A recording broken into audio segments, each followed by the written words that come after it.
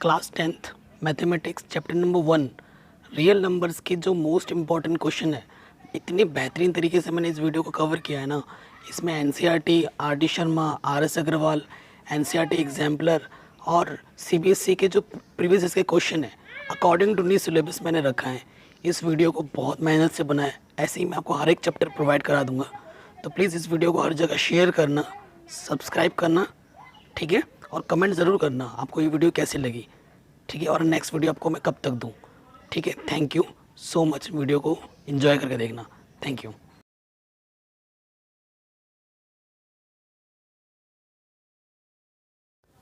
सो topic हम start कर रहे हैं, ठीक है।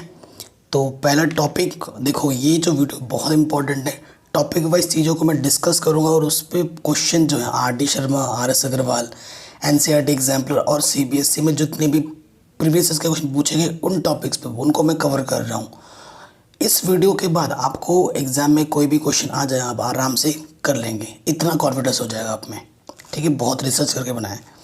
सो सबसे पहले टॉपिक हमारा क्या आता है, यूक्लिड्स डिवीज़न एल्गोरिथम, कि ये यूक्लिड डिवीज़न एल्गोरिथम क्या होती है। तो यूक्लिड डिवीज़न एल्गोरिथम क्या कहती है, अगर आपके पास दो नंबर हैं, सपोज करो आपके पास दो नंबर है, एक है ए एक है बी, ठीक है। अगर ए बी से बड़ा है सो यूक्लिड डिवीज़न क्या कहती है, सो बाय यूक्लिड डिवीज़न एल्गोरिथम, ठीक, प्रॉपर वे में लिखा रहा हूँ। ए इक्वल्स टू क्या होता है, बी क्यू प्लस आर। यहाँ पे ये जो क्यू है ना वो क्या होता है आपका कोशेंट, ठीक है, कोशेंट। स्पेलिंग थोड़ी शायद गलत लिख रहा हूँ मैं, समझ जाएंगे आप। और आर फोर होता है रिमाइंडर। और इस आर की जो वैल्यू है ना, इस आर की जो वैल्यू है, वेयर आर की जो वैल्यू ऑलवेज बी से छोटी होगी और ज़ीरो या ज़ीरो से बड़ी होगी। आगे बात समझ में। अब अगर मैं एग्जाम्पल लूँ, अगर मेरे पास दो नंबर हैं, एक 5 है और एक 2 है, तो 5 बड़ा है तो क्या कैसे लिखा जाएगा बाय यूक्लिड डिवीज़न एल्गोरिथम, 5 को यहाँ लिखोगे, छोटे नंबर को इधर लिखोगे और फिर छोटे नंबर से आपको बड़े नंबर में डिवाइड करना है। कितनी बार गया, दो बार, 2 2 जा 4, माइनस करेंगे तो 1। तो ये जो रिमाइंडर आया है ये क्या हमारा क्यू है और ये हमारा आर है। इस आर की वैल्यू या तो ज़ीरो होगी या इस बी से छोटी होगी, ठीक है। सो देखिए हमें क्या मिला, कितनी बार हो गया, क्यू के प्लेस पे आ जाएगा 2 और रिमाइंडर के प्लेस पे आ गया 1। अगर हम लेफ्ट हैंड को सॉल्व करें, 2 2 जा 4 प्लस 1 तो क्या जाएगा 5। तो L H S to R H S आ रहा है, तो इसे हम बोलते हैं यूक्लिड डिवीज़न एल्गोरिथम। 2021 के सिलेबस में ना आपका जो यूक्लिड डिवीज़न लेम्मा है वो हट चुका है, ठीक है। तो उसको मैंने इंक्लूड नहीं किया है। अगर इस वीडियो को आप फ्यूचर में देखते हैं, मतलब 2021 नहीं 2022-23 में देखते हैं, तो ये तो आपके लिए इम्पोर्टेंट होगा ही होगा। साथ ही साथ बाकी क्वेश्चन जो यूक्लिड डिवीज़न लेम्मा की प्रॉब्लम है वो भी मैंने करा रखे, उनकी लिंक्स मैं दे दूंगा डिस्क्रिप्शन पे, ठीक। सो इस टॉपिक पे एक क्वेश्चन मैं ले रहा हूँ, थोड़ा सा हट के दिख रहा होगा लेकिन ये क्वेश्चन पूछा गया है सीबीएसई में। आपको एनसीईआरटी में मैंने आपको सिखाया है, एनसीईआरटी में 2 नंबर का दे रखा है। एचसीएफ निकालने के लिए कितने नंबर का दे रखा है एनसीईआरटी में, 2 नंबर का, बट यहाँ कितने दे दिए हैं, 3 नंबर का। थोड़ा अजीब लगा, बिल्कुल आसान है, दिक्कत नहीं, हम ऐसे करेंगे। कह रहे हैं find the HCF of 180, 252 and 324 by Euclid's division algorithm. जिस मेथड को मेंशन किया गया है उसी मेथड से ही आपको करना है। कोई दूसरा मेथड आप इंक्लूड करोगे तो उसके नंबर नहीं मिलेंगे, समझ में आई बात। तो आपको कौन सा मेथड यूज़ करना है, जो बोला है उसी को ही यूज़ करना है। तो सबसे पहली चीज़ तो देखो यहाँ पर क्या करना है आपको, 3 नंबर है हमारे पास, कौन कौन से, 180, 252 एंड 324। तो जो सबसे 2 बड़े हैं उनको लिया जाता है ऑलवेज। सबसे 2 बड़े कौन से हैं, एक तो ये है और एक ये है। पहले 2 का लेकर चलेंगे, क्योंकि यूक्लिड डिवीजन एल्गोरिथम रूल 2 के लिए अप्लाई होते हैं। तो पहले इन दोनों को लेंगे, इन दोनों से जो आएगा उसको, और फिर इसको लेंगे, ये रूल है, ठीक है। सो देखिए लिखेंगे टेकिंग 252 एंड 324। मैं इसका PDF भी आपको प्रोवाइड करा दूंगा, डोंट वरी गाइस, ठीक है। सो बाय यूक्लिड्स डिवीज़न एल्गोरिथम, ठीक है, प्रॉपर वे में लिखेंगे। तो सबसे बड़ा कौन सा है? बड़ा नंबर इस तरफ आता है, छोटा नंबर इस तरफ आता है ना। अच्छा, एक काम अब बच्चे क्या करते हैं, जो डिवाइड है वगैरह वगैरह वो पीछे करते हैं ना, पीछे बिल्कुल मत करो, उससे आपका पन्ना पलटने में टाइम पे वेस्ट होगा। आपको एग्जामिनर को दिखाते हुए करना है कि भाई मेरे को सब कुछ आता है, मैंने कोई चीज़ रट के नहीं पढ़ी है, रट के नहीं सीखा है। तो यहीं उसके सामने दिखाओ साइड में, ठीक है। तो एक ही बार जाएगा, 2 बार ज़्यादा हो जाएगा, 252 ही आ जाएगा। माइनस करोगे तो 4 में से 2 गया 2, 12 में से 5 गया 7, ठीक है। तो 72 आ जाएगा। सो कितनी बार डिवाइड किया? एक बार, तो यहाँ 1 लिखेंगे और रिमाइंडर कितना बचा? 72, ठीक है। ये 72 यहाँ लग गया। अब क्या होगा? अब किस पे बात की जाएगी स्टेप 2 में? इसकी और इसकी, ठीक है। तो यहाँ पर आ जाएगा 252, ये फर्स्ट स्टेप था, ये हमारा सेकंड स्टेप है, और यहाँ आ जाएगा 72। अब आपको 72 से डिवाइड करना है किस में? 252 में। यहाँ पे 2 डिजिट है, यहाँ पे छोटा पड़ रहा है, 3 डिजिट लेंगे। 7 पंजे 35, 7 चौको 28, ज़्यादा हो रहा है, 7 21, 3 बार जाएगा। ये आइडिया लग गया, ठीक है। 3 2 6, 3 7 21, माइनस करेंगे तो क्या जाएगा? 12 में से 6 गया 6, 4 में से 1 गया 3, 36 बचेगा रिमाइंडर। कितनी बार गया? 3 बार। रिमाइंडर कितना बचा? 36, ठीक। अब इसकी और इसकी बात करेंगे, ठीक है। स्टेप 3 में 72 इधर आ जाएगा, 36 यहाँ। सो आपको क्लियरली पता है, अब 36 में जब आप डिवाइड करोगे 72 में, 36 2 जा 72 होते हैं। हमें ये काम तब तक करना होता है जब तक कि रिमाइंडर क्या ना आ जाए 0। तो कितनी बार दिया आपने? 2 बार, और रिमाइंडर क्या आ गया? 0। वो लास्ट नंबर क्या था जब आपको रिमाइंडर 0 मिला? वो लास्ट नंबर क्या था जिससे आपने डिवाइड किया था जब आपके 0 मिला था? 36, ठीक है। तो लास्ट नंबर क्या था? 36। तो इन दोनों का HCF कितना आएगा? 36। और जो लास्ट रिमाइंडर होता है ना 0, उसके जस्ट ऊपर वाला ही HCF होता है। या तो ऐसे सोचो, या फिर वो लास्ट नंबर क्या था जिससे हमने डिवाइड किया और हमें रिमाइंडर 0 मिला था? कितना? 36।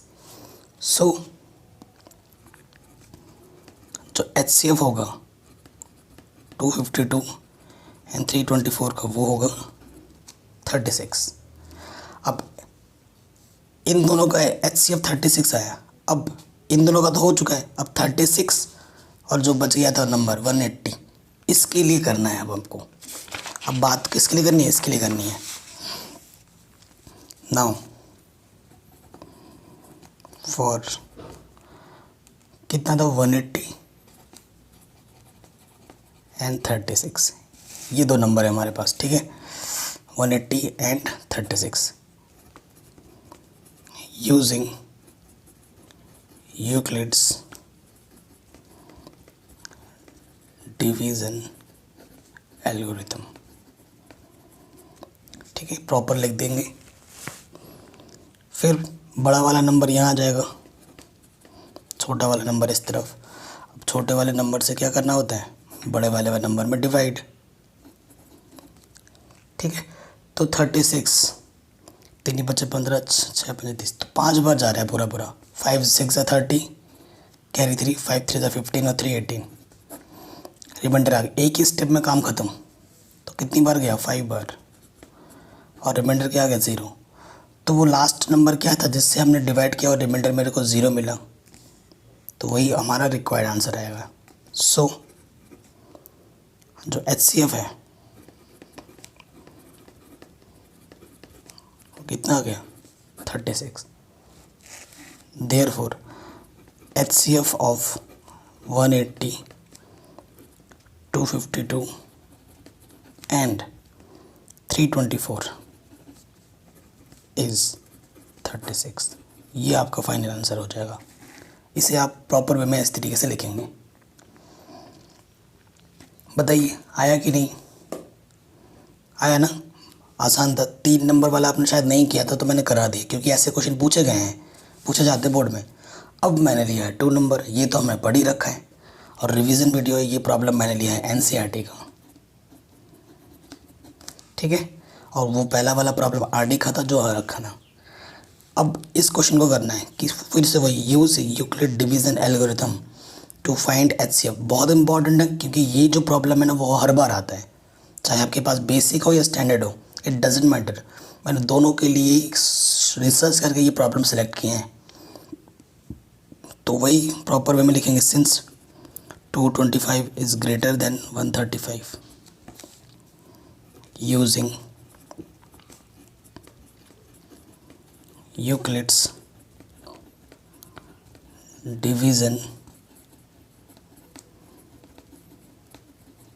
एल्गोरिथम, ठीक है। सो यहाँ पे लिख देंगे 225, इधर लिख देंगे 135, 135 इधर 225। छोटे वाले से बड़े वाले में डिवाइड करना होता है। सो 2 बार करेंगे तो 270 हो जा रहा है, जो कि ज़्यादा है, तो मतलब एक ही बार डिवाइड जाएगा। 5 में से 5 गया 0, 12 में से 3 गया 9, ठीक है। तो कितनी बार गया? एक बार। रिमाइंडर क्या बचा? 90, ठीक है। अब जब तक 0 ना आए तब तक करना है। अब इसकी और इसकी बात करेंगे स्टेप 2 में, ठीक है। स्टेप 2 में यहाँ पर 135 या 90। अब 90 से हमें डिवाइड करना है कि इसमें 135 में फिर से एक बार जाएगा 45, ठीक है। एक बार गया, रिमाइंडर आ गया 45। स्टेप 3 में 90 इस तरफ आ जाएगा, 45 इधर। 45 में डिवाइड करना है 90 में, 45 2 90, रिमाइंडर 0, ठीक है। हमें तब तक करना है जब तक रिमाइंडर 0 ना आ जाए। तो 2 बार गया, रिमाइंडर 0। वो लास्ट नंबर क्या था जिससे हमने डिवाइड किया तो रिमाइंडर 0 मिला? 45, या जब रिमाइंडर है उसके जस्ट ऊपर वाला, ठीक है। सो HCF क्या हो जाएगा? 225 एंड 135। सो HCF हो जाएगा हमारा 45 आंसर, ठीक है। आ रहा है समझ में? ओके, तो ये क्वेश्चन भी हमारा इजीली बन गया। चलिए आगे बढ़ते हैं, ठीक है। सो ये जो मैंने लिया है, ये जो प्रॉब्लम है इसे बोलते हैं ट्री मेथड, ठीक है। ये प्रॉब्लम ट्री मेथड का है, और ये क्वेश्चन आप में जो x, y, z इनकी वैल्यू फाइंड करनी है, ठीक है। और ये जो कॉन्सेप्ट है, ये जो प्रॉब्लम है वो किस टॉपिक का है? यहाँ पर फंडामेंटल थ्योरम ऑफ अरिथमेटिक आपने पढ़ा होगा ना, प्राइम फैक्टराइजेशन, उस रिजल्ट का हमें यूज़ यहाँ पर करना होगा। तो मैंने क्वेश्चन को बहुत ही बारीकी से सिलेक्ट किया है, हर एक क्वेश्चन के पीछे रिसर्च करके सेलेक्ट किया है, ऐसे ही नहीं मैंने लिखे हर एक क्वेश्चन को। ये जो क्वेश्चन मैंने लिए ना वो बहुत ही शानदार क्वेश्चन है, सारे के सारे very very very selected and very important. तो सबसे पहले बात करते हैं फंडामेंटल थ्योरम ऑफ अरिथमेटिक की, है ना। इसका स्टेटमेंट आपके NCERT में लिखा हुआ है, ठीक है। आपको NCERT में स्टेटमेंट मिल जाएगा। मैं आपको एग्जांपल देके समझाता हूँ, क्योंकि यहाँ पर क्वेश्चन भी मैंने मेंशन किया है। State fundamental theorem of arithmetic, is it possible HCF and LCM of 2 numbers be 24 and 55 40 respectively. पहले इस क्वेश्चन को करते हैं फिर उसमें आते हैं ना। देखो फंडामेंटल थ्योरम ऑफ अरिथमेटिक क्या कहता है वो मैं पहले बता देता हूँ, आप प्रॉपर लैंग्वेज वाइज में NCERT देख के लिख लेना। फंडामेंटल थ्योरम क्या कहती है कि अकॉर्डिंग टू दिस स्टेटमेंट या this theorem, every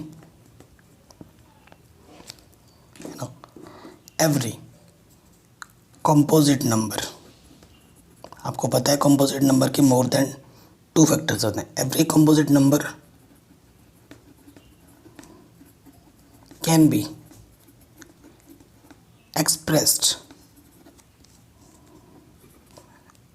expressed as a prime factor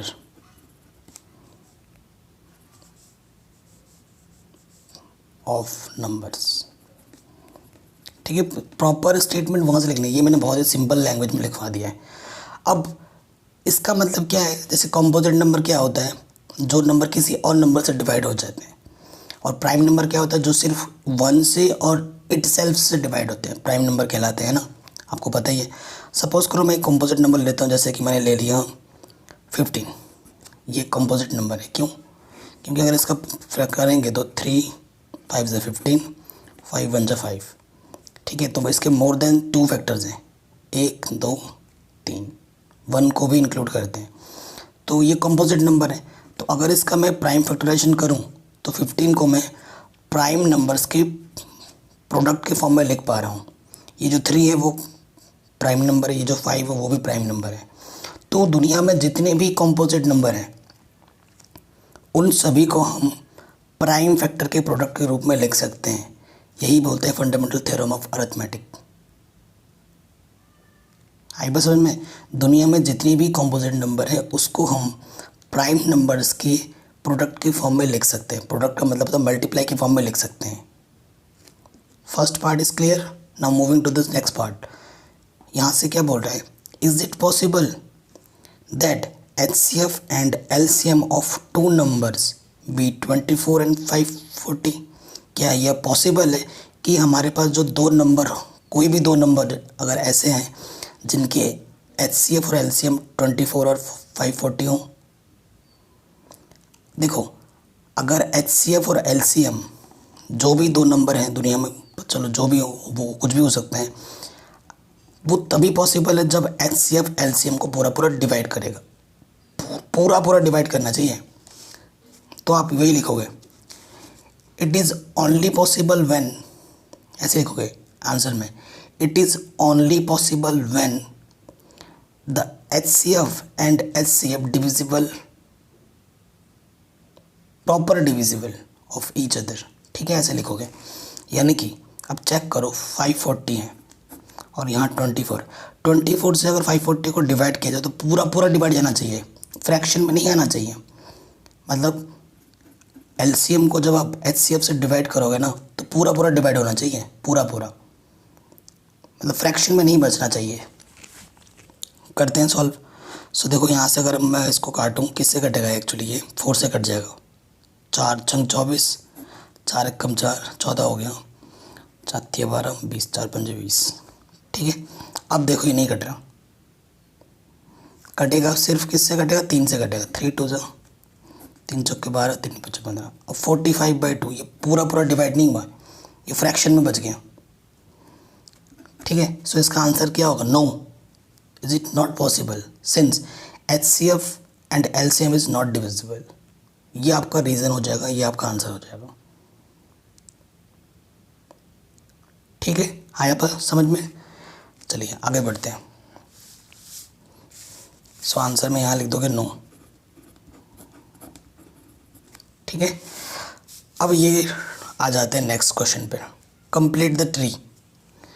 यहाँ पे लिख सकते हैं find the value of x y z, ऐसे करके भी आ सकते हैं।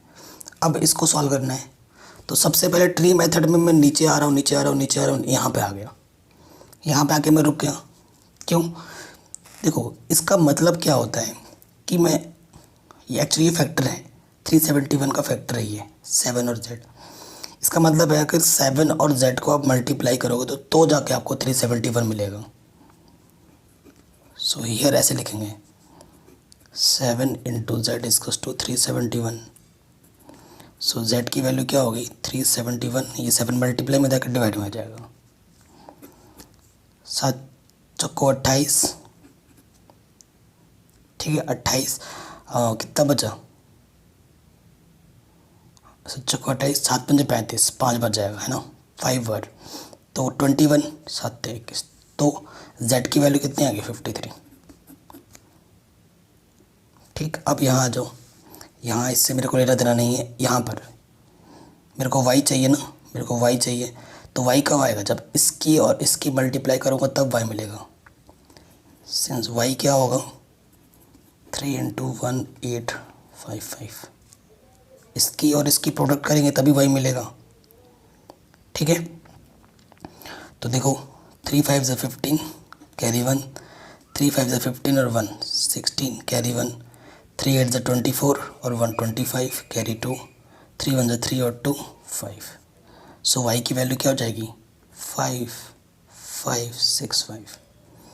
एंड अगर अब मेरे को x फाइंड करना है तो इसकी और इसकी प्रोडक्ट x के इक्वल होगी 2 × y, और y कितना है मेरे पास 5 5 6 5, 2 5 = 10 कैरी 1, 2 6 = 12 और 1 13 कैरी 1, 2 5 = 10 और 1 11, 2 5 = 10 और 1 11 आंसर। ठीक है, कितना आसान है ट्री मेथड। ये सब एनसीईआरटी में नहीं था, ये मैंने आरडीए शर्मा से चूज़ किया है। ऐसे प्रॉब्लम पूछे भी जा सकते हैं। ठीक है, तो ये प्रॉब्लम भी हमारा इजीली बन गया। इस वीडियो को अगर आपको अच्छा लग रहा हो ना, अच्छा रिस्पॉन्स दिखाओगे तो ही मैं आपको हर चैप्टर की वीडियो फटाफट ला दूंगा, रिवीजन वीडियो और विद इम्पॉर्टेंट क्वेश्चन। ठीक है, बहुत रिसर्च करके बनाया मैंने। इस वीडियो को प्लीज़ ज़्यादा से ज़्यादा लोगों को शेयर करना, ताकि हर एक बच्चा है इसका बेनिफिट ले सके और जो मेरी मेहनत है वो सफल हो जाए। अब आते हैं नेक्स्ट क्वेश्चन। ये 1 मार्क्स में पूछा गया क्वेश्चन है, 2016 में भी आ रखा है, 17 में भी। एनसीईआरटी का प्रॉब्लम है, एनसीईआरटी बेस्ड। ठीक है, कह रहे एक्सप्लेन वेदर, ये जो नंबर है प्राइम नंबर है या फिर कंपोजिट नंबर है। तो सबसे पहले प्राइम नंबर के बारे में जान लेते हैं। प्राइम नंबर, ठीक, और इधर मैं लिखता हूँ कंपोजिट नंबर।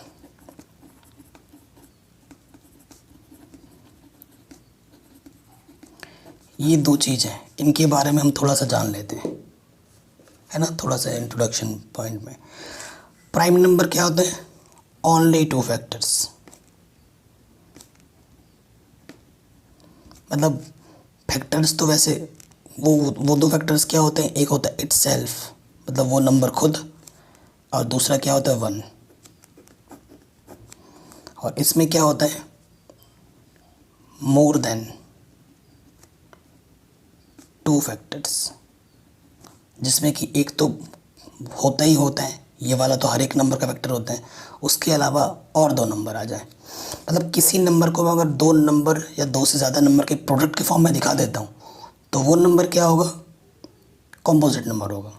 जैसे कि ये मेरा पास 2 है तो 2 को मैं सिर्फ 2 × 1 लिख सकता हूँ, और जैसे कि मेरे पास 4 है तो मैं 4 को लिख सकता हूँ 2 × 2 × 1।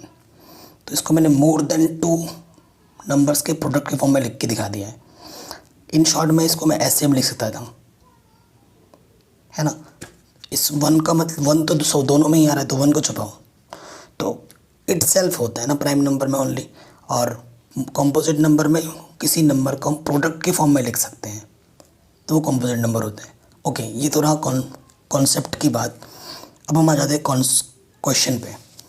नाउ क्वेश्चन पे आओ। क्वेश्चन हमारे पास क्या है, 3 12 1 0 1 4। सो देखो यहाँ से 4 और 4 क्या है, कॉमन है। 3 तो ऐसे 4 3 = 12, 4 1 = 1। ठीक है, सो यहाँ से क्या जाएगा, 3 3 = 9, तो 9 से अंदर मल्टीप्लाई करेंगे तो 9 1 = तो ये हो जाएगा 4 × 1, ऐड करोगे तो कितना हो जाएगा, 909 में 1 ऐड करेंगे तो 9 0, अच्छा 910 हो जाएगा ना ये। ठीक है, सो ये देखो 2 नंबर के प्रोडक्ट के फॉर्म में लिख के दिखा दिया मैंने। सिंस इट इज़ इंटू 1 भी लिख सकता हूँ मैं, इसमें कोई फ़र्क ही नहीं पड़ेगा। इट इज़ एक्सप्रेसिबल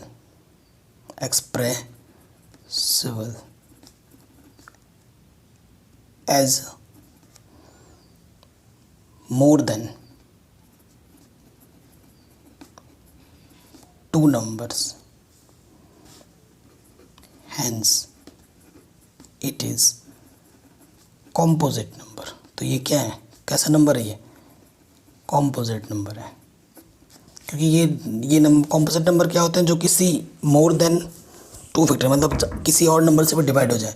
तो ये 4 से भी डिवाइड होगा, 9 10 से भी डिवाइड होगा, 2 से भी डिवाइड होगा, है ना। तो ये क्या है, कॉम्पोजिट नंबर है। ये हमारा आंसर आ जाएगा। ठीक है, अब आते हैं next topic, prime factorisation method. अभी हम प्राइम फैक्टराइजेशन की बात कर रहे थे, है ना, उसको लिया है मैंने। Can you find HCF and LCM of 12, 15 and 21 by using prime factorisation method. इस पे भी प्रॉब्लम पूछा था, ज़्यादा इंपॉर्टेंट ये बेसिक वालों के लिए है। ठीक है, किसके लिए, बेसिक वालों के लिए। तो ये क्वेश्चन हम कर रहे हैं, तो यहाँ लिखेंगे यूजिंग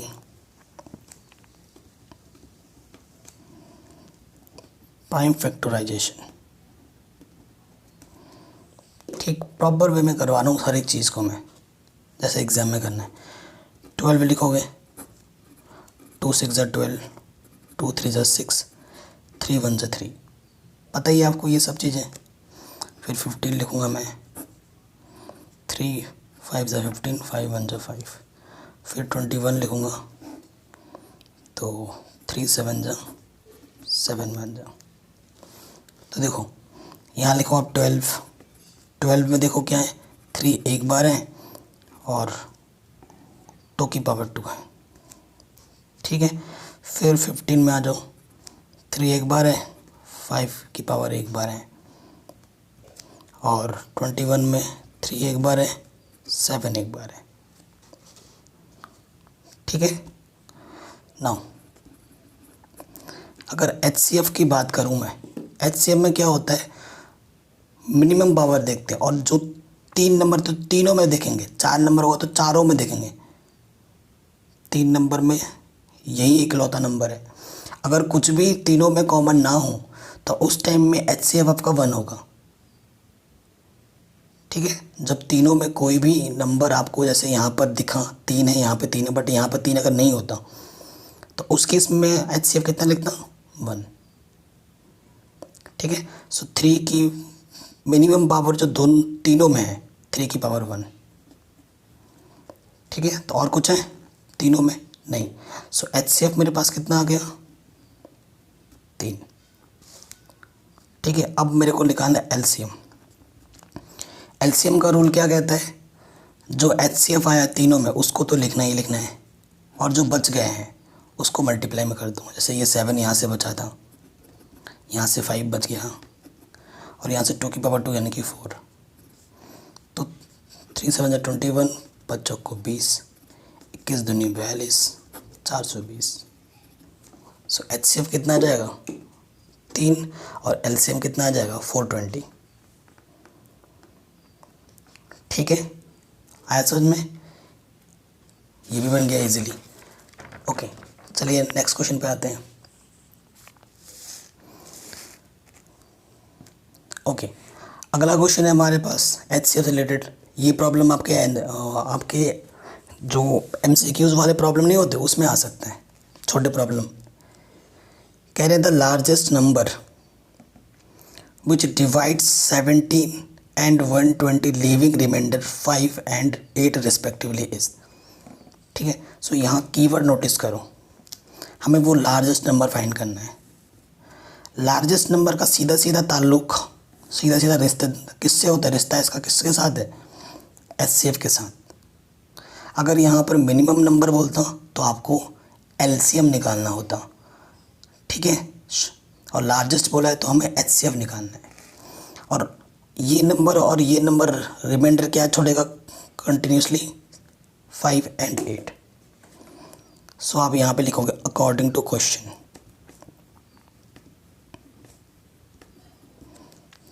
ठीक है, अकॉर्डिंग टू क्वेश्चन क्या लिखोगे, ये रिमाइंडर कितना छोड़ता है, 5, यानी कि 5 माइनस करो तो कितना आ जाएगा 65, एंड ये रिमाइंडर कितना छोड़ता है, 8, तो 125 माइनस 8, तो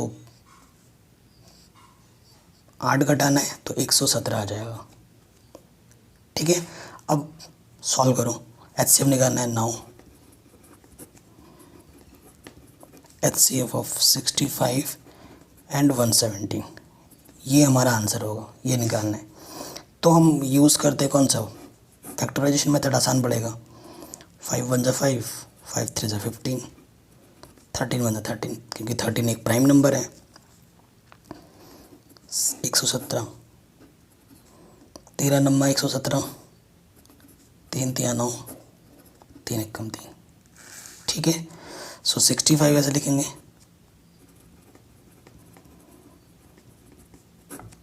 65 को लिख सकता हूँ मैं 13 इंटू 5 एंड 117 को मैं लिख सकता हूँ 13 इंटू 3 इंटू 3। ठीक, हमें HCF निकालना है जो दोनों में है, तो HCF कितना हो जाएगा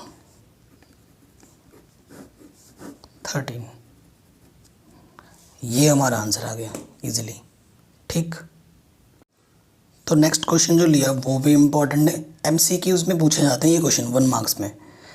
कह रहे if two positive integer A and B are written as, A को अगर हम इस तरीके से लिख सकते हैं एंड B को अगर हम इस तरीके से लिख सकते हैं, तो इसके हमें बताने हैं HCF। A और B का हमें क्या बताना है, HCF। बट मैं आपको HCF के साथ साथ LCM भी निकालना सिखाऊंगा इस क्वेश्चन में। ठीक, तो सबसे पहले देखो बहुत ही सिंपल क्वेश्चन है। हियर A मेरे पास क्या है x³ y² और B मेरे पास क्या है xy²। ठीक है, सो HCF की बात करते हैं। सबसे पहले आपको HCF में क्या देखना है, जो दोनों में है, तो x और y दोनों में है, लेकिन लीस्ट पावर देखनी है x की क्या देखनी है आपको, लीस्ट पावर, कम पावर से। तो x की कम पावर दोनों में कौन है, ओनली x, और y की कम पावर दोनों में क्या है, अच्छा ये भी y² है, ये भी y² है, तो सेम है, तो y²। ठीक है, तो HCF हमारा हो गया xy²। अगर आपको निकालना है LCM, तो मैक्सिमम पावर देखनी है x की मैक्सिमम पावर कितनी है x³, और y की मैक्सिमम पावर कितनी है दोनों में 2। ये हमारा आंसर आ जाएगा 1 मार्क्स में। ठीक, आराम से बन गया ये क्वेश्चन भी हमारा। ओके, चलिए अब आते हैं नेक्स्ट क्वेश्चन, जो ये 2020 में पूछा गया क्वेश्चन है 1 मार्क्स में।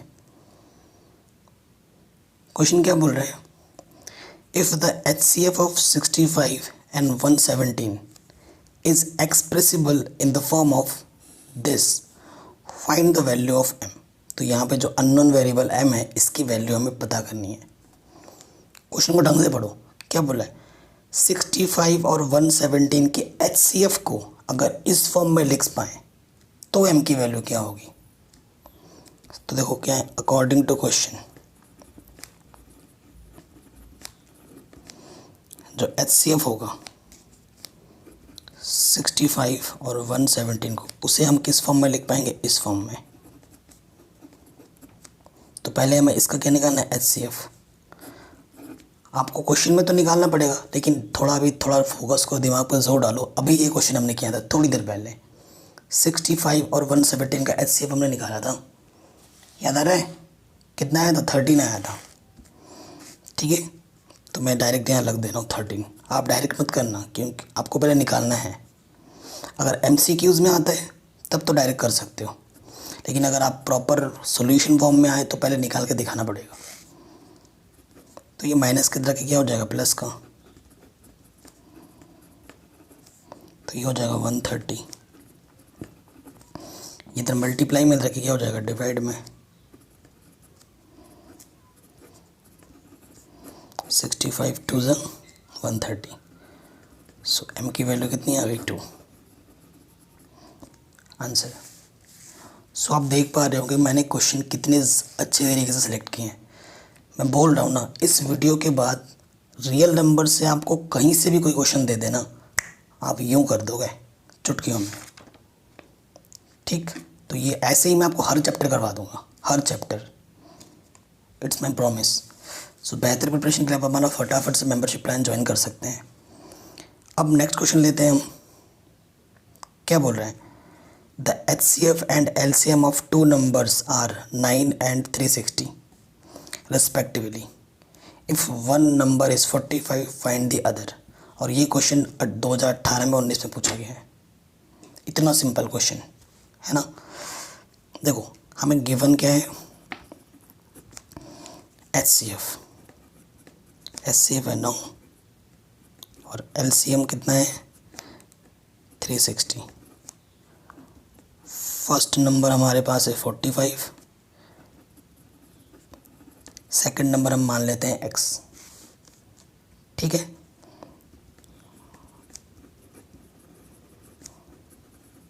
वी नो दैट कि फर्स्ट इंटू सेकेंड है ना, क्या होता है HCF इंटू LCM। ये रूल होता है, हम जानते हैं। तो फर्स्ट नंबर हमारे पास है 45 और सेकंड नंबर हमारे पास है x। HCF हमारे पास 9 है और LCM हमारे पास 360। ये मल्टीप्लाई के तरह के डिवाइड में हो जाएगा।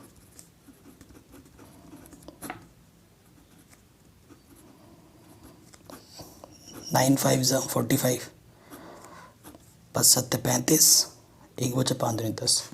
सो सेकेंड नंबर क्या होगा 72 आंसर। तो ये क्वेश्चन भी हमारा इजीली बन गया।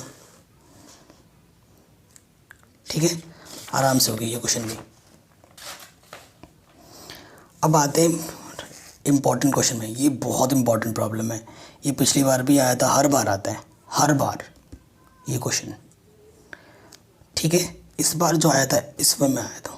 देखो मैंने एक ही क्वेश्चन में 3 चीज़ें घुसेड़ दी हैं, मतलब ऐसे ही मतलब क्वेश्चन पूछा था। 6 to the power n, 4 to the power n, ये आपके NCERT में ही दे रखा है और 12 की पावर n ये आपके एग्जाम में आया था तो मैंने लिख दिया। कह रहे check whether 6 to the power n हो, 4 to the power n हो, 12 to the power n हो, कोई भी नंबर हो उसकी पावर n हो, can and with the digit 0 for any natural number n। क्या 6 to the power n कभी भी 0 पर ख़त्म हो सकता है किसी भी नेचुरल नंबर n के लिए? क्योंकि पावर में n है तो वो n नेचुरल नंबर है। ठीक है, सो इस क्वेश्चन को करने से पहले मैं आपको एक रिजल्ट या कॉन्सेप्ट करके लिख लो। क्या लिखना? If any number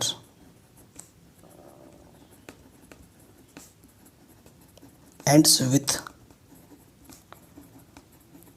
digit 0 then their prime factor must be 2 into m 5 into n form। ठीक है, यहाँ पर एक की पॉइंट है। अगर कोई भी नंबर डिजिट 0 पे ख़त्म होना चाहता है, सीधी सीधी बात है भाई, कि कोई भी नंबर अगर 0 पे ख़त्म होना चाहता है तो उस नंबर का अगर प्राइम फैक्टर किया जाए तो उसमें कम से कम एक बार 2 आना चाहिए और कम से कम एक बार 5 आना चाहिए। कम से कम, एक से ज़्यादा बार आए कोई दिक्कत नहीं है, लेकिन कम से कम 1 2 हो और 1 5 हो ही हो। 2 and 5 must come at least 1। Okay, कम से कम एक बार 2 आना चाहिए, कम से कम एक बार 5 तो आना ही चाहिए। For 6 to the power n, अगर मैं 6 का प्राइम डिवीजन करूं तो 2 3 जा 6, 3 1 जा 3, तो 6 का जब प्राइम फैक्टर कर रहा हूँ तो 2 into 3 आ रहा है। 2 तो आ रहा है लेकिन 5 मिसिंग है। Since prime factorization of 6 is equal to 2 to the power 3, which is not in the form of 2 into 5 into 5 to the power n form. Therefore 6 to the power n cannot be ends with digit 0 for any natural number n। ये आपका answer आ जाएगा। ये एकदम बहुत ही easy तरीके से सटीक चीज़ में लिखा है मैंने, आपको पूरा एग्जाम में इस तरीके से लिखना है, ठीक है। 4 की पावर n कभी 0 पे ख़त्म नहीं होगा, क्योंकि 4 का मल्टीप्लाई करोगे तो 2 × 2 5 मिसिंग है, ये भी 4 × 3 इसमें भी 5 मिसिंग है, ठीक है। सो ये तीनों नंबर कभी भी 0 पे ख़त्म होंगे ही नहीं। 6 की पावर n हो गया, बाकी 4 की पावर n और 12 की पावर n आप खुद से कर सकते हैं, हिंट मैंने दे दिए हैं, लैंग्वेज यही आएगा उसमें भी, ठीक है। तो ये एक मोस्ट इम्पॉर्टेंट क्वेश्चन था जो कि हर बार पूछा जाता है, हर बार, ठीक है। अगले क्वेश्चन में आते हैं। ये जो क्वेश्चन है ये भी पूछा सकता है, ये इस क्वेश्चन स्पेशली जिनके पास स्टैंडर्ड मैथमेटिक्स है उनके लिए ज़्यादा इम्पोर्टेंट है, हालांकि बेसिक के लिए भी है लेकिन ज़्यादा स्टैंडर्ड वालों के लिए इम्पोर्टेंट है। तो इस क्वेश्चन में क्या बोल रहे हैं, फाइंड HCF ऑफ 81 एंड 237। हमें इसका और इसका क्या करना है, HCF फाइंड करना है and express it as a linear combination of 81 and 237। यानी कि 81 एंड 237 का जो HCF होगा वो इस फॉर्म में आएगा, और हमें x और y की वैल्यू फाइंड करनी है। और यहाँ पर ये जो x और y की वैल्यू होगी ना वो यूनिक होती है, मतलब ये नहीं कि x की वैल्यू कभी कुछ y की वैल्यू कभी कुछ, ऐसा नहीं। यूनिक का मतलब होता है फिक्स होती है, ठीक है। तो आपको बोल सकता है क्वेश्चन में कि पता करो x क्या होगा, y क्या होगा, find also the value of x और y। एग्ज़ाम में ऐसे भी लिखा आ सकता है, ठीक है। इसमें तो बोला नहीं है बट मैं वो भी करवा दूंगा आपको, ठीक है। सो सबसे पहले हमें क्या निकालना है, लीनियर कॉम्बिनेशन वाले प्रॉब्लम में आपको ऑलवेज HCF जो निकालना है, ठीक है, यूक्लिड डिवीज़न एल्गोरिथम की मदद से निकालना है, ठीक है। हमारे पास दो नंबर के हैं 81 एंड 237। फॉर 81 एंड 237, ठीक है, ये नंबर है।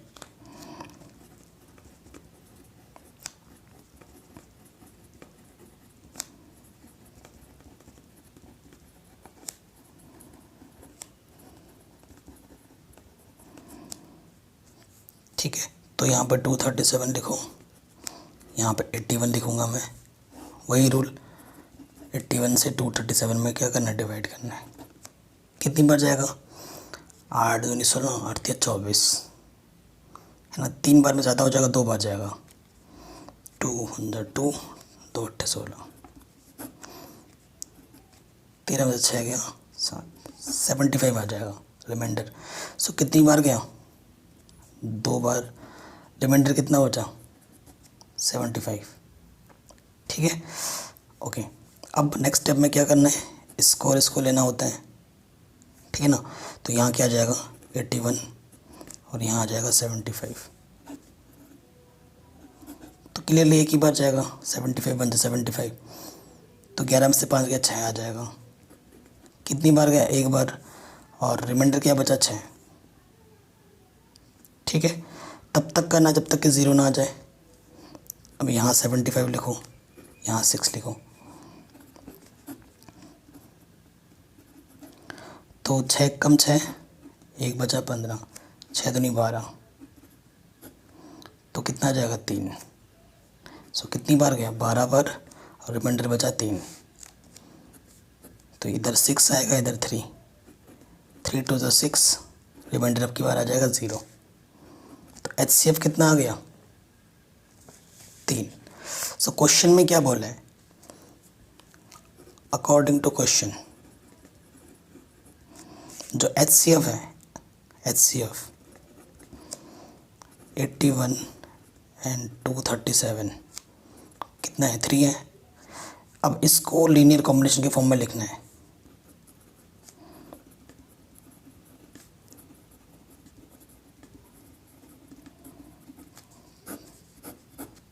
इसको लीनियर कॉम्बिनेशन के फॉर्म में लिखना है। मैं आपको ट्रिक बताता हूँ, ठीक है। हमारा ट्रिक क्या है, देखो ट्रिक तो नहीं है कुछ है ऐसा, बस ये हमारा HCF है ना। सो इसको रखो यहाँ पर, 3 है ना, इधर रखेगा।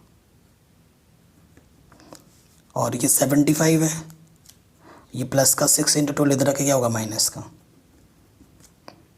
75 माइनस 6 इंटू 12 लिख दिया मैंने। अब इसके ऊपर जस्ट क्या है 6, अब आपको 6 के प्लेस पे रखना है। तो ये 81 है, ये प्लस के इधर रखे, क्या होगा माइनस का। तो 6 के प्लेस पे रखना है, तो ये आ जाएगा 81 माइनस के 75 इंटू 1। तो ये मैंने 6 के प्लेस पे रखा है ना, और इधर बाहर क्या है मल्टीप्लाई में 12। आ रहा है समझ में ना, 6 के प्लेस पे रखा है, ये प्लस के इधर के माइनस का हो गया, ये वैल्यू मैंने यहाँ रख दी। ठीक है, तो अब थोड़ा इसको सॉल्व कर लेते हैं। देखो 75 12 से अंदर मल्टीप्लाई करोगे तो माइनस के 12 इंटू 81 माइनस माइनस प्लस 12 1 जा 12 75। तो 12 75 और एक 75 कितना हो जाएगा 13 इंटू 75, और यहाँ क्या माइनस का 12 इंटू 81। ठीक है, अब 6 के ऊपर कितना है 75, तो 75 को क्या ले सकता हूँ मैं 237, ये प्लस का है इधर आके क्या हो जाएगा माइनस का। तो 75 की जगह आ जाएगा 237 माइनस के 81 इंटू 2। ठीक है, ये प्लस का इधर आके क्या होगा माइनस का, वो रख दिया मैंने 75 के प्लेस पे, और यहाँ ऑलरेडी क्या है 12 इंटू 81। अब इस 13 से अंदर मल्टीप्लाई हो जाएगा 2 13 26।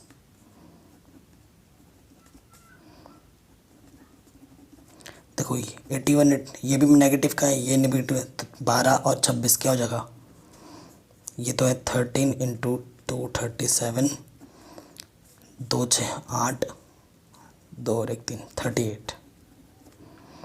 ठीक है, अब क्वेश्चन पे आ जाओ। को 81x 237y बोला था।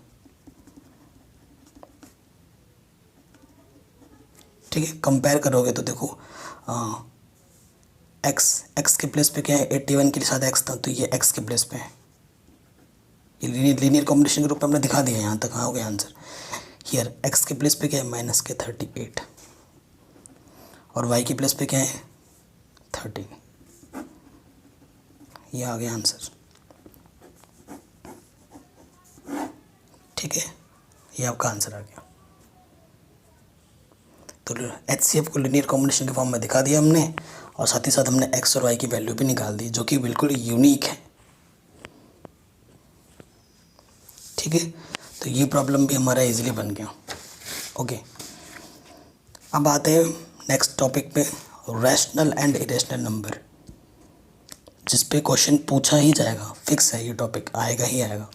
एक्चुअली ये जो चैप्टर 1 है ना, वो काफ़ी इजी चैप्टर है, और इससे काफ़ी क्वेश्चन पूछे जाते हैं एग्जाम में।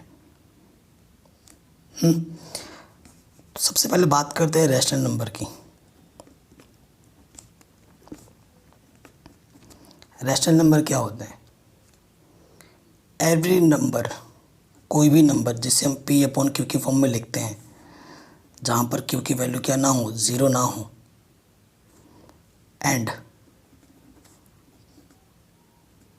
p and q z belongs to z, मतलब क्या होंगे p और q दोनों के दोनों क्या होंगे इंटीजर्स।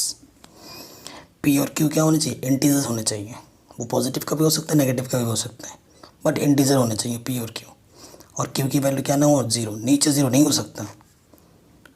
ऑल्सो अगर HCF निकालोगे आप p और q का, तो क्या होना चाहिए 1। ये है पूरा फुल कॉन्सेप्ट रैशनल नंबर का। दुनिया का हर एक नंबर जो p अपॉन q के फॉर्म में लिखा जाता है, जहाँ पर q की वैल्यू 0 ना हो, और p और q क्या होने चाहिए इंटीजर, और p और q का अगर HCF निकालो तो आना चाहिए 1। अगर इन प्रॉपर्टीज़ को होल्ड करता है कोई नंबर, तो उसे हम बोलेंगे रैशनल नंबर। अगर नहीं करता तो उसे हम बोलेंगे इरेशनल नंबर। ठीक है, आई बस समझ में। रैशनल और इरेशनल नंबर पे मैंने बहुत सारे क्वेश्चन पिक किए हैं, जैसे ये 3 क्वेश्चन 3 डिफरेंट टाइप के क्वेश्चन मैंने रखे हैं, इनको भी सॉल्व करेंगे। और रैशनल इरेशनल नंबर पे जो पूछे जाते हैं क्वेश्चन, ये और फिर उनके टाइप्स पे ये जो प्रॉब्लम है वो भी मैं बताऊंगा आपको, तो कॉन्सेप्ट आपका और स्ट्रांग हो जाएगा। तो सबसे पहले ये बात कर लेते हैं रैशनल की, जब हम पढ़ ही रहे थे तो ये क्वेश्चन पहले कर लेते हैं। हमें पता करना है कि कौन सा रैशनल है कौन सा irrational. Find rational and irrational. So देखो, पाई एक रैशनल नंबर है या इरेशनल। सो कई बच्चों का मन में यह आ रहा होगा, भाई पाई बोला है तो पाई की वैल्यू तो 22/7 होती है। नहीं, 22/7 है, 20 भी इंटीजर है, 7 भी इंटीजर है ना। 20 और 7 का मैं निकालूंगा तो HCF भी 1 आ रहा है और नीचे 0 भी नहीं है, तो ये तो भाई रैशनल नंबर होगा। गलत हो आप क्या हो, गलत। ये रैशनल नंबर नहीं है, ये एक इरेशनल नंबर है। ये जो आप बोलते हो ना कि पाई की वैल्यू 22/7 है, ये फिक्स नहीं है। ये एक वैल्यू है, अप्रोप्रिएट वैल्यू है 22/7। ठीक है, लगभग केसों में इतना आता है। जब किसी चीज़ की 100% श्योरिटी ना होना तो उसे फिक्स नहीं बोला जाता है। ये जो 22/7 है ये फिक्स नहीं है, ये लगभग केस में आता है, लेकिन किसी किसी क्वेश्चन में इसकी वैल्यू डिफ़र भी होती है। इसी वजह से, इसकी श्योरिटी ना होने की वजह से तो इसे 22/7 नहीं बोल सकते।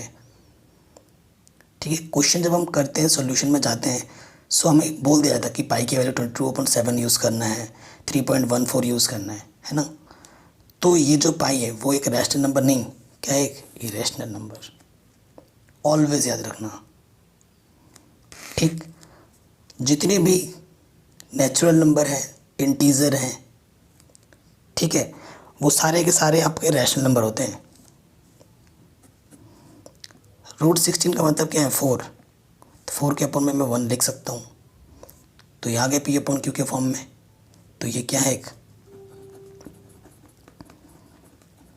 Rational number. ये 1 मार्क्स में आ सकते हैं ऐसे प्रॉब्लम, तभी मैं करा रहा हूँ। देखो एक चीज़ बता रहा हूँ, अगर कोई प्राइम नंबर होता है ना, प्राइम नंबर के ऊपर रूट लगा दिया जाए तो वो ऑलवेज क्या होगा, ऑलवेज क्या होगा, इरेशनल। तो 3 एक प्राइम नंबर है, 3 की पावर रूट है, यानी कि ये क्या होगा, एक इरेशनल नंबर। ठीक है, अब इस क्वेश्चन में आ जाओ। ये 1.6 है, यानी कि टर्मिनेटिंग। अभी नेक्स्ट टॉपिक हमारा इसी पर ही आएगा, terminating and non terminating. Terminating है, इसी वजह से ये क्या है, टर्मिनेटिंग जो भी नंबर होते हैं वो होते हैं आपके रैशनल नंबर। क्यों, क्योंकि अगर आप चाहो 1.7 है ना, तो पॉइंट हटाऊँ, 1 लिखो, एक डिजिट 0 बढ़ा दो, तो P/Q के फॉर्म में आ जाएगा। ये एक नॉन टर्मिनेटिंग नंबर है, लेकिन रिपीटिंग है।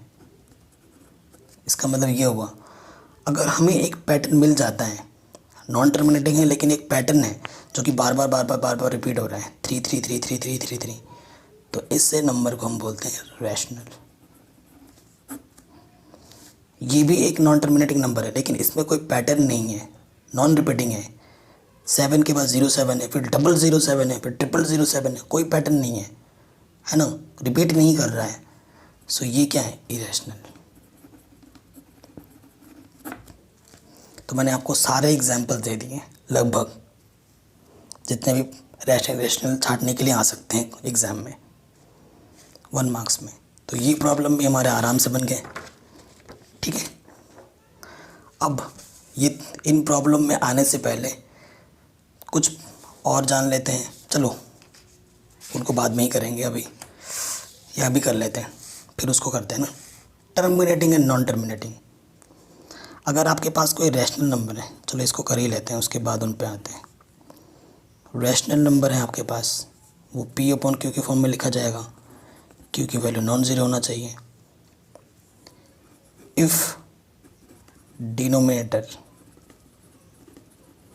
अगर आप डिनोमिनेटर लेते हैं और उसका प्राइम फैक्टराइजेशन करते हैं, प्राइम फैक्टराइजेशन करने पर अगर 2 की पावर m के फॉर्म में आता है, मतलब 2 × 2 × 2 × आता है ना, तो वो होता है टर्मिनेटिंग। वो फ्रैक्शन क्या होगा, टर्मिनेटिंग होगा। वो रैशनल नंबर टर्मिनेटिंग होगा। अगर सिर्फ 5 इंटू एम की फॉर्म में आता है, यानी कि 5 इंटू 5 इंटू 5 ऐसा चलता रहता है, तब भी होगा टर्मिनेटिंग। अगर 2 इंटू 5 है, मतलब 2 इंटू एम है और 5 इंटू एन है, 2 भी आ रहा है 5 भी आ रहा है, 2 कितनी भी बार भी आए 5 कितनी बार भी आए, इट डजेंट मैटर, तब भी क्या होगा टर्मिनेटिंग।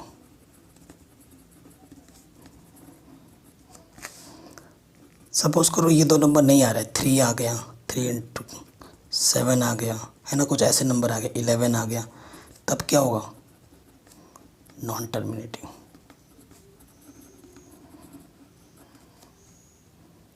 ठीक है। और सपोज करो ऐसा कुछ आ गया, 5 मैं नंबर पर लिखता हूँ, 2 भी है, 5 भी है, 3 भी है, 3 है, 7 है, ऐसे कुछ है, तब भी क्या होगा, नॉन टर्मिनेटिंग, क्योंकि इनके होने के से कोई फ़र्क नहीं पड़ेगा, क्योंकि ये नंबर आ रहा है ना, तब भी क्या होगा, नॉन टर्मिनेटिंग। ये सब चीज़ें मैंने एनसीईआरटी के एक्सेस कराने से पहले डिटेल में करा रखा है, एकदम एकदम डिटेल में, इससे भी ज़्यादा। सो और ज़्यादा जानकारी के लिए आप वहाँ पर जाके देख सकते हो। अब ये क्वेश्चन 2017 में पूछा गया है, ये क्वेश्चन भी 2018 में आ रखा है 1 मार्क्स में, टर्मिनेटिंग नॉन टर्मिनेटिंग वाले प्रॉब्लम में। तो ये क्वेश्चन क्या बोल रहे हैं,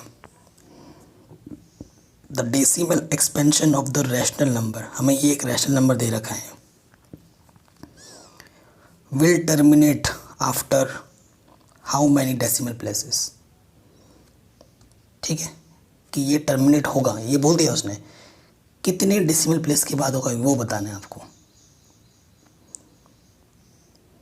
ठीक है, सो कितने डेसिमल प्लेस के बाद होगा, उसके लिए आपको क्या करना है, डिनोमिनेटर का फ्रैक्शन करना है, मतलब प्राइम फैक्टराइजेशन करना है। तो किससे स्टार्ट करोगे, 2 से, 2 6 12, 2 2 4, 2 5। ठीक है, फिर किससे जाएगा, 5 से, तो ये आ जाएगा 5 कम 5, 5 दूनी 10, 5 बचे 25, 5 दूनी 10, 5 बचे 25, 5 सेंस। तो ये जो 14587/250 है, ठीक है, इसे हम कैसे लिख पाएंगे, 14587, और इसका फैक्टर के 2 कितनी बार है, एक ही बार है, और 5 कितनी बार है, 1 2 3 4 बार। ठीक है, 5 कितनी बार है, 4 बार। सो अगर मैं आपको एक इंडिकेशन दूँ, शॉर्ट ट्रिक बताऊँ, तो अगर आपका 2 आता है और 5 आता है, जो मैक्सिमम पावर है 2 की और 5 की मैक्सिमम पावर देखनी है। अगर 2 में मैक्सिमम पावर होता हूँ या 5 में मैक्सिमम पावर होता है, तो 5 की मैक्सिमम पावर 4 दिख रहा है, तो ये जो आंसर देगा ना, 4 डेसिमल प्लेस के बाद देगा। कितने डेसिमल प्लेस के बाद, 4। अब कैसे, उसको लिखने का तरीका होता है, यहाँ पर 2 की पावर 4 बनाना है, क्योंकि 5 की पावर 4 आए, तो उसको करने के लिए आपको क्या करना पड़ेगा, इधर 2 की पावर 3 से मल्टीप्लाई करेंगे और नीचे भी 2 की पावर 3 से मल्टीप्लाई करेंगे, तो 1 और 3 4 हो जाएगा।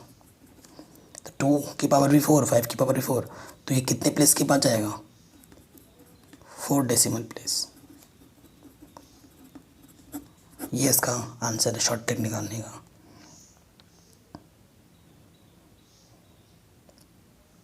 ठीक, इसी कॉन्सेप्ट पे ये वाला क्वेश्चन है, कितने प्लेस के बाद टर्मिनेट होगा, 4 प्लेस। देखते ही बता दिया मैंने, है कि नहीं, कितने प्लेस के बाद होगा, 4 के प्लेस के बाद। बस हमें क्या करना है इस क्वेश्चन में,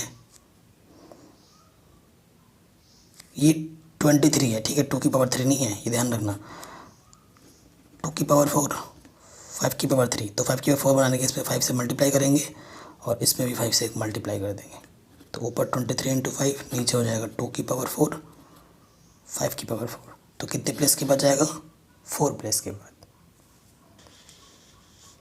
ठीक है, ये भी बन गया हमारा आराम से। तो रैशनल नंबर पता ही था हमें, एक बार फिर बोल देता हूँ मैं, वो नंबर जो P/Q के फॉर्म में लिखा जाता है, जहाँ पर डिनोमिनेटर Q कभी 0 नहीं हो सकता, पी और क्यू दोनों के दोनों इंटीजर होने चाहिए और पी और क्यू का अगर एचसीएफ निकालो तो 1 होना चाहिए, यानी कि पी और क्यू आपस में को प्राइम होने चाहिए। ठीक है, क्या होना चाहिए? को प्राइम। अब आ जाते हैं प्रॉब्लम पर। 3 इंपॉर्टेंट प्रॉब्लम दिए मैंने। प्रॉब्लम्स तो बहुत सारे हैं, सो मिलते जुलते प्रॉब्लम हम कर भी लेंगे, कॉन्सेप्ट हमारा मेन है। सो ये प्रॉब्लम काफ़ी पूछे जाते हैं, कह रहे हैं prove that √3 is an irrational number. तो पहले वाले को करते हैं, ठीक है। सोल्यूशन नंबर 1 पे आते हैं। तो हमेशा इसका उल्टा मान लो, लेट √3 इज़ अ ठीक है रैशनल नंबर। अगर √3 एक रैशनल नंबर है, सो उसे मैं पी अपॉन क्यू के फॉर्म में लिखूँगा और वहाँ पर क्यू क्या नहीं होगा, कभी भी 0 नहीं होगा। पी और क्यू क्या होंगे? Where P Q belongs to Z यानी कि integer, also HCF of P Q will be equal to 1। ये हमें पता है, ये बेसिक चीज़ें होंगी। अच्छा, √3 के अपॉन में कई बच्चे मेरे से पूछते हैं सर आपने ये क्यों किया, वो क्यों। इसका रीज़न हमारा देखो, रूल क्या है, हमें पी क्यू हमारा 1 आना चाहिए, मतलब पी क्यू का HCF 1 आना चाहिए। अगर मैं ला देता हूँ पी क्यू का HCF 1 नहीं, कुछ और ला के दिखा देता हूँ, तो मैं जो मान रहा हूँ वो उल्टा हो जाएगा और हमारा प्रूफ आराम से हो जाएगा। तो उसी कॉन्सेप्ट की नज़र से हम ये चीज़ करते हैं। क्वेश्चन कुछ भी हो, तरीका यही रहने वाला है, ठीक है। डिजिट चेंज हो सकते हैं लेकिन तरीका यही रहने वाला है, स्टेप्स यही रहने वाले हैं। तो P बन जा क्या हो जाएगा P, और यहाँ से हो जाएगा √3 क्यू। फिर आप क्या करेंगे? Squaring both side.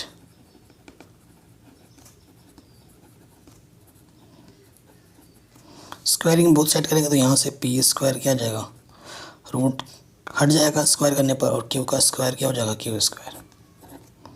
तो क्यू स्क्वायर का कोफिशिएंट कितना है? 3 है। तो क्या पी स्क्वायर किससे डिवाइड होगा? 3 से। Since P square is divisible by 3, therefore P is also divisible by 3। ठीक है, देखो 9 यानी कि 3 का स्क्वायर 3 से डिवाइड होगा, तो 9 का स्क्वायर √3, 3 भी तो 3 से डिवाइड होगा। अगर पी स्क्वायर 3 से डिवाइड है तो पी भी 3 से डिवाइड है। वही चीज़ मैंने यहाँ लिखा। अब मैं जो चीज़ अब नेक्स्ट लेट करने जा रहा हूँ, कई बच्चे मेरे से पूछते हैं सर यही तो आपने क्यों लेट किया, क्योंकि मैंने NCERT कराई है ना, तो वहाँ पर बच्चों ने काफ़ी पूछा है मेरे से, तो मैं उसका जवाब यहाँ दे देता हूँ। अब मैं लेट करूँगा, late P equals to 3R। हाँ, बच्चे मेरे से भी बहुत पूछते हैं सर ये स्टेप्स कहाँ से क्यों लेट करते हो आप। सो देखो बेसिक कॉन्सेप्ट हमारा यही है कि P हमने दिखा दिया डिविजिबल 3 से। अगर मैं Q को भी दिखा देता हूँ डिविजिबल 3 का, तो उस P और Q का HCF 3 हो जाएगा, एक नहीं, और वो हमारे हाइपोथेसिस के अगेंस्ट आ जाएगा, और वही हमें उसकी ज़रूरत है। उसी कॉन्सेप्ट की वजह से यहाँ 3 है ना, तो इसीलिए हम P को 3R मानते हैं, और उसी के बाद फर्दर प्रोसेस चलता है। देखिए, और उसका फ़ायदा क्या होता है अभी आपको पता चल जाएगा। फिर क्या लिखेंगे? Squaring both side.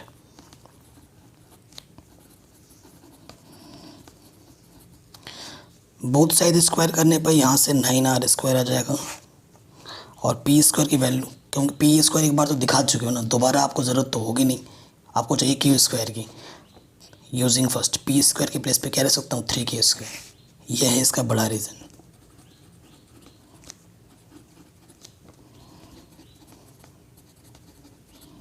ठीक है, तो 3 इधर मल्टीप्लाई में ताकि डिवाइड में हो जाएगा, 3 3 ज़ा 9। पता चला किस लिए रख रहे हैं? आ गया 3 यहाँ पर, तो आप क्या लिखोगे? Since Q square is divisible by 3, therefore Q is also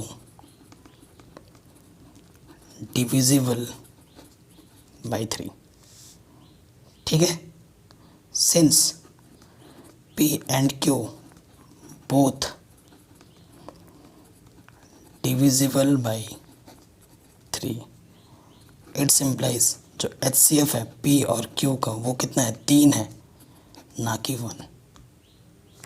1 तो नहीं आया, लेकिन अगर वो रैशनल नंबर है तो उसको क्या होना चाहिए था, उसका HCF 1 आना चाहिए था। यहाँ आ रहा है 3, विच इज़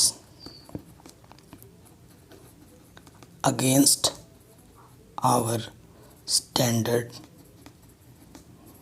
हाइपोथेसिस। जो हमारे बेसिक कॉन्सेप्ट है उसके ये अगेंस्ट आ गया। सो आवर अजम्पशन, जो हमने माना था वो क्या हो गया, गलत। So our assumption is wrong, our assumption is wrong, hence √3 is an irrational number. ठीक, आज समझ में। इस तरीके से इस लैंग्वेज को आपको लिखना है। जैसे √3 के लिए क्या है, वैसे √2 का होगा, √5 का होगा, √7 का होगा, √11 का होगा। It doesn't matter, number change हो गए लेकिन लैंग्वेज और प्रोसीजर बिल्कुल सेम रहने वाला है। ठीक, तो ये क्वेश्चन आपका आराम से बन गया। चलिए अब आते हैं क्वेश्चन नंबर 2 और 3, इस पे आते हैं।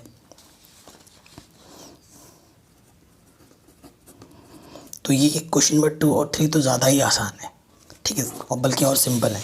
तो हम क्या कर लेंगे, let 5√2 is a rational number. ये रैशनल नंबर है। अगर ये रैशनल नंबर है तो इसे हम P/Q के फॉर्म में लिख सकते हैं, जहाँ पर Q की वैल्यू क्या नहीं है, 0 नहीं है। अच्छा, एक चीज़ मैं बताना चाहता हूँ, और एक चीज़ कॉन्सेप्ट है। दुनिया में जितने भी रैशनल नंबर है उनका रेसिप्रोकल भी रैशनल नंबर होता है, सिर्फ एक नंबर को छोड़कर, 0 को छोड़कर। क्योंकि 0 का अगर रेसिप्रोकल करेंगे तो वो आएगा 1/0, जो कि रैशनल नंबर नहीं है, क्योंकि अपॉन में 0 आ जाता है। ठीक है, दुनिया में एक नंबर है, 0 को छोड़कर जितनी भी रैशनल नंबर है उनका रेसिप्रोकल भी रैशनल नंबर होता है, एक्सेप्ट 0। ओके, P/Q एक रैशनल नंबर है, 5 एक रैशनल नंबर है। ठीक है, अब मैं आपको चीज़ बताऊँ, रैशनल को रैशनल से मल्टीप्लाई करोगे तो रैशनल आएगा, रैशनल को रैशनल से डिवाइड करोगे तो रैशनल आएगा, रैशनल में रैशनल ऐड करोगे तो रैशनल आएगा, रैशनल में से रैशनल माइनस करोगे तो रैशनल आएगा।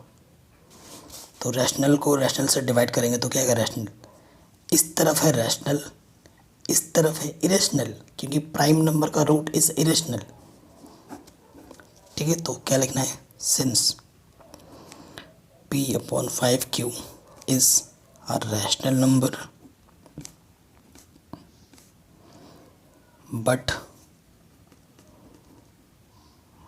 we know that √2 is an irrational number। ठीक है, कॉन्सेप्ट क्या है इन क्वेश्चनों में कि रूट वाले को एक तरफ रखो, बाकी दुनियादारी को दूसरी तरफ। ठीक, देयरफॉर ये चीज़ कभी इक्वल हो ही नहीं सकती कि रैशनल और इरेशनल नंबर आपस में इक्वल हो सकते हैं, कभी नहीं। तो ये चीज़ें उल्टी आ गई, hence our assumption is wrong. जो हमने माना है वो क्या है, गलत है। Our assumption is wrong. ठीक है, hence 5√2 is an irrational number. ठीक है, ये लिख दोगे, आराम से हो गया। अब आते हैं नेक्स्ट क्वेश्चन पे, सॉल्यूशन नंबर 3 पे। 7 + 2 √7 इसको करना है। ठीक है, तो वही let 7 + 2 √7 is a rational number. तो लॉजिक वही है कि रूट वाले को एक तरफ रखो, बाकी दुनियादारी को दूसरी तरफ। सो रैशनल आपने लेट किया है तो इसे आप P/Q के फॉर्म में लिख सकते हैं, where Q is not equal to 0। Logic वही है। ये प्लस का 7 इधर का क्या होगा, माइनस का 7। रैशनल में से रैशनल माइनस करेंगे तो रैशनल ही आएगा। 2 क्या है, एक रैशनल नंबर। ये पूरी चीज़ एक रैशनल नंबर है, रैशनल नंबर को रैशनल नंबर डिवाइड कर रहा है, तो ये क्या है, रैशनल। ये क्या है, इरेशनल, अगेंस्ट आवर हाइपोथेसिस, तो वही लिखेंगे sense P/Q 7 - 2 is a rational number, but we know that √7 is a irrational number, hence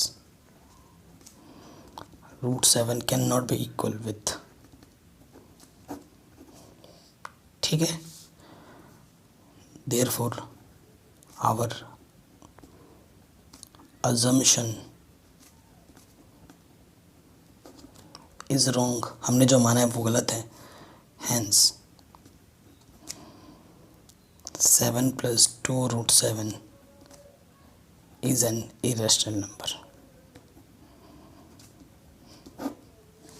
यही हमने प्रूफ करना था, तो इजीली हो गए। अगर आपको ये वीडियो वाकई में अच्छी लगी हो तो प्लीज़ लाइक शेयर कमेंट ज़रूर करना।